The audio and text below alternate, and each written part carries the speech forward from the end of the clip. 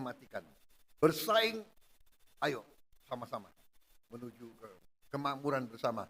Kita harus makmur. Rakyat butuh kemakmuran. Nah, terkadang capek nggak sih gitu loh mendengar demi kemakmuran rakyat, demi kemerdekaan rakyat. Bukan saya anti Bapak Prabowo, tidak. Saya pendukung Bapak, Pak. Saya pendukung Bapak. Berapa kali Bapak mencalon, saya pendukung Bapak menjadi presiden. Tapi bukan itu yang kita butuhkan, Pak. Mungkin bagi Bapak kemerdekaan rakyat mungkin memang ada dalam pemikiran Bapak, tapi wujud nyata dari hal itu, Pak, kita belum temukan. Bapak telah berhasil memutihkan hutang petani, nelayan, UMKM. Pinjol gimana, Pak? Masalah hari ini yang paling terbesar adalah masalah pinjaman online di era digital ini. Banyak rakyat Bapak yang tersandra namanya di pinjaman online. Mereka kebingungan, mereka tidak tahu harus melapor kepada siapa. Ya, makanya dibutuhkan yang benar-benar gitu.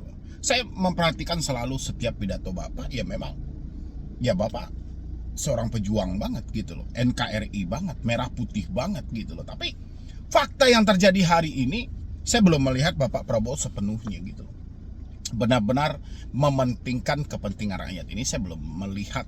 Ya mungkin Bapak masih baru gitu loh, masih 3 bulan Bapak menjabat sebagai Presiden RI gitu loh. Memang setiap pidato Bapak swasembada pangan, energi, segala macam gitu kan, pokoknya kemerdekaan rakyat segalanya.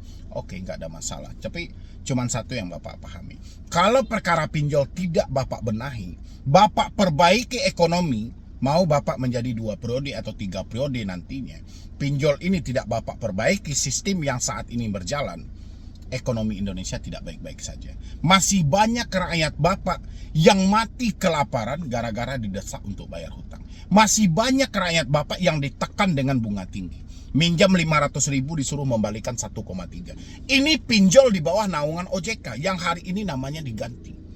Bukan soal ilegal, tapi legal yang resmi. 500.000 dia meminjam, dipaksa minta balikin 1,3 juta. Di mana letak aturan OJK? Bunga denda biaya layanan tidak boleh melampaui 100%. Siapa yang harus menekan ini? Ya Bapak selaku presidennya. Ya, Bapak yang memanggil. Ya, langsung Bapak yang memanggil otoritas jasa keuangan. Pertanyakan. Tanya langsung Bank Indonesia gimana? Apa kedepannya lagi? Kalau nggak, buat apa Bapak membentuk Menteri Koperasi? Ya, ada perencanaan-perencanaan yang kalau pinjol lebih populer dari hal itu gitu loh. Ya. Bapak harus segera Pak mengatasi ini, mumpung ini di awal Bapak menjabat. Jadi Bapak nggak usah perlu ngomong demi kemerdekaan rakyat, demi kesejahteraan rakyat. Padahal di lapangan rakyat Bapak mati kelaparan, Pak. Ditekan bunga tinggi, ditekan dengan penagihan tidak masuk akal gitu loh. Dicaci maki, dihina, dirampas hak azazi mereka. Di mana Bapak Presiden? Ya, mudah-mudahan jangan sampai 1 tahun Pak, tapi penertiban pinjol ini sudah ada. Jangan menunggu dulu Bapak menjabat 1 tahun, 2 tahun baru Bapak melihat sini. Atau menjelang kampanye baru Bapak bahas lagi ini. Ya, kalau sekarang merasa terabaikan semua permasalahan pinjol. Padahal tahun 2025 puncak kasus di segala puncak untuk pinjaman online. Kita sama-sama buktikan nanti Pak. Sekarang masih di bulan Januari.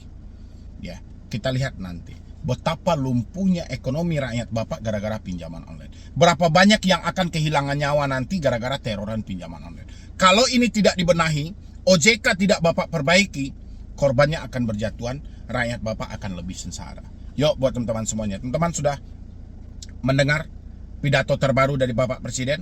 Boleh kita dengarkan. Pak Presiden selalu kok mementingkan rakyat dalam setiap pidatonya, tapi ya mungkin beliau baru 3 bulan menjabat mungkin ya. Tapi harapan kita kan bukan dihapus pinjol, tapi perbaikilah. Kalau bisa dihapus ya silahkan dihapus, nggak ada masalah ya kan. Tapi memang kalau memang tidak bisa dihapus, perbaiki, dipertegas lagi aturannya. Jangan sampai kita kecolongan lagi, jangan sampai lagi ada yang meninggal dulu, ada yang kehilangan nyawa dulu, baru sibuk-sibuk membenahi gitu.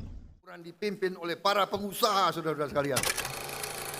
Bulan ke-5 ke-6 saudara akan merasakan bahwa kita mau bukan jalan as usual. There is no business as usual. Kita sekarang lari, kita akan cepat, kita akan bergerak dengan secepat-cepatnya. Masalahnya sekarang adalah kita harus siapkan sumber daya manusia. Kita harus siapkan awaknya. Kita harus siapkan manajer-manajer muda, anak-anak muda yang pinter otak, hatinya bersih. Jangan unsur penting dalam bangsa kita bisa menjaga persatuan, menjaga kerukunan, menjaga kekompakan. Berkali-kali di mana-mana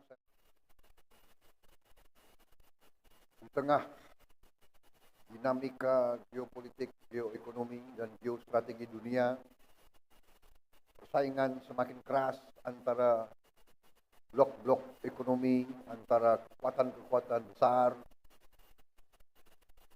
Dalam persaingan yang keras itu, semakin diperlukan kehati-hatian oleh semua unsur bangsa-bangsa, terutama bangsa-bangsa seperti Indonesia. Saya baru mungkin menginjak bulan ketiga memimpin pemerintahan Republik Indonesia, dan semakin saya mempelajari keadaan perekonomian kita, saya semakin merasa percaya diri, saya merasa optimis, saya percaya, saya yakin kita akan mencapai, bahkan mungkin melebihi 8% pertumbuhan.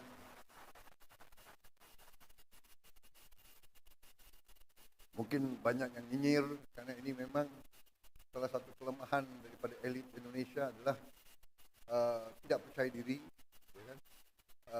Suka melihat kawan susah melihat kawan senang. Ini sifat kita harus koreksi diri, ya. Sifat mungkin terlalu lama kita dijajah, ya kan? Jadi kita merasa rendah diri, dan kita punya suatu rasa kurang berani. Setelah saya masuk, dibantu oleh menteri-menteri saya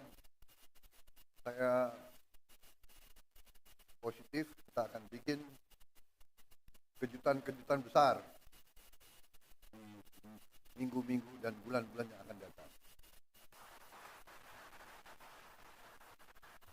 Ternyata sesuai dengan apa yang saya bicara, sesuai dengan angka-angka, karena saudara-saudara, saya percaya dengan ilmu pasti alam. Saya percaya dengan ilmu matematik dan ilmu fisika. Angka ilmiah itu susah untuk berbohong. Asal kita melakukan kalkulasi yang masuk akal, ya. 2 tambah 2 itu 4. Hanya kadang-kadang dalam politik Indonesia 2 tambah 2 bisa 4,5, bisa 5, bisa 3, tapi itu tidak ilmiah itu, ya. Dan manakala kita ninggalkan akal sehat, manakala kita tinggalkan hitungan berdasarkan logika, yang terjadi adalah distorsi dan disfungsi. Saudara-saudara, saya katakan, dan kita semua tahu bahwa Indonesia sangat kaya. Tapi kekayaan ini sering tidak kita kelola dengan baik dan dengan akal sehat. Dan selanjutnya kita sering melakukan pemborosan. Saudara-saudara sebagai pengusaha, seharusnya saudara-saudara yang lebih paham. Perusahaan yang tidak efisien, perusahaan yang bekerja dengan seenaknya, tidak mungkin survive. Kalau pengeluaran lebih besar dari pemasukan, ya sudah, itu menuju pilot. Tidak mungkin ada organisasi yang survive kalau pengeluaran lebih besar dari pemasukan. Karena itu, saya bertekad memimpin suatu pemerintahan yang efisien.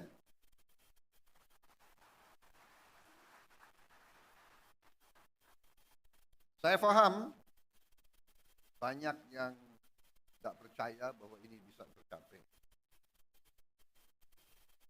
Saya paham bahwa setiap organisasi, setiap institusi, apalagi yang sudah terbiasa bertahun-tahun dengan praktek-praktek tidak efisien, pemborosan,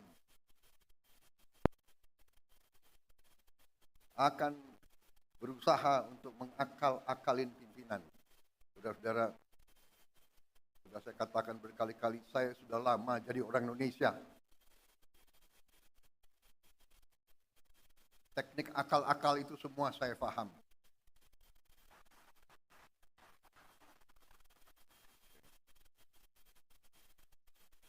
Jadi sudah saya buktikan, dan saya sekarang merasa semakin percaya, semakin yakin bahwa Indonesia mampu bangkit dengan efisien, mampu bangkit dengan tertib, dengan disiplin, mampu mengelola kekayaan kita, dan kita bertekad mampu mengelola kekayaan kita sebesar-besarnya untuk kepentingan bangsa dan rakyat Indonesia.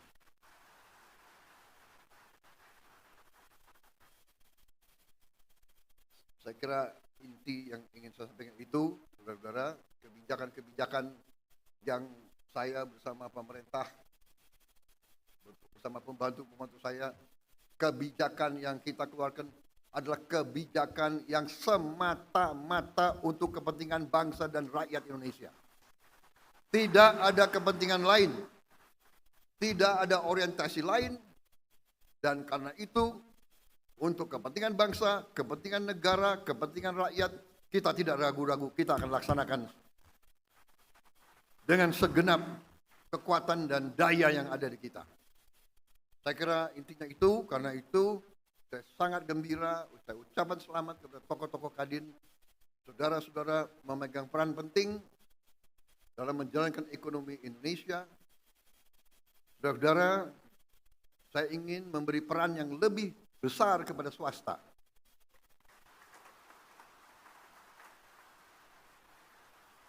Ada yang mengatakan saya menghentikan proyek-proyek infrastruktur. Tidak benar, saya tidak menghentikan. Saya merubah.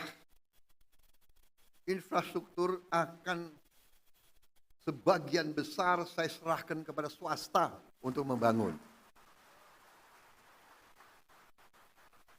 Swasta lebih efisien, swasta lebih inovatif, swasta lebih pengalaman, saudara-saudara sekalian.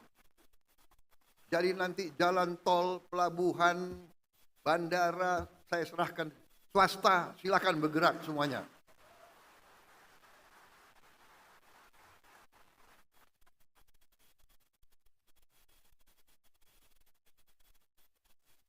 Berkali-kali saya katakan nanti pemerintah akan yang penting-penting dan inti-inti yang menyangkut perlindungan kepada rakyat dan sebagainya. Tapi yang bisa dikerjakan oleh swasta, harusnya swasta berkembang, swasta bekerja dan semuanya. Saya kira dari garis besar itu, ya, target kita semakin jelas. Swasembada pangan, kita rencanakan 4 tahun, ternyata kita akan kaget, jauh sebelum 4 tahun kita sudah swasembada pangan.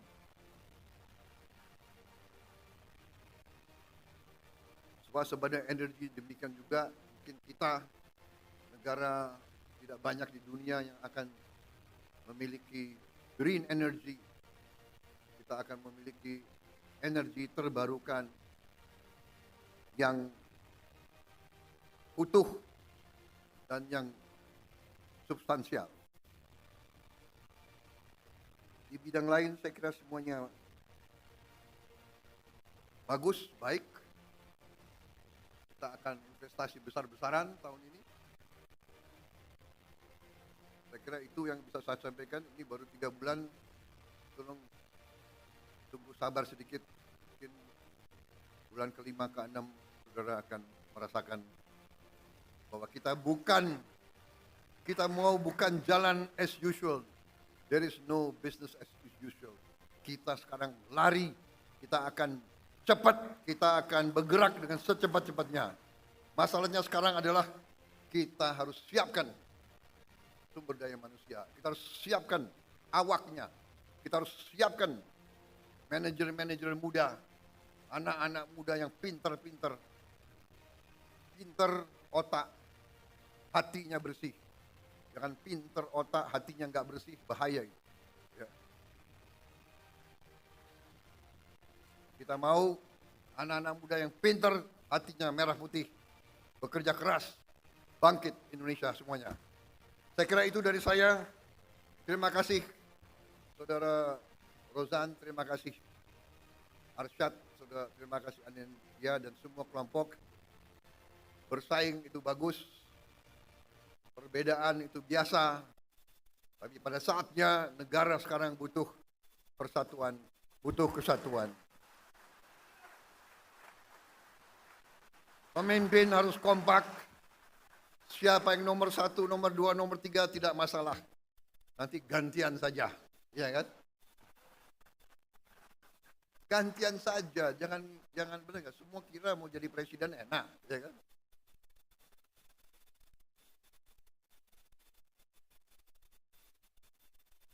Jadi presiden itu nggak boleh flu, tahu nggak? Saya kira itu dari saya. Selamat bekerja Kadin. Kita butuh Kadin yang dinamis, pengusaha-pengusaha yang berani, inovatif, ya kan? Kerjasama Indonesia Incorporated, saudara-saudara sekalian.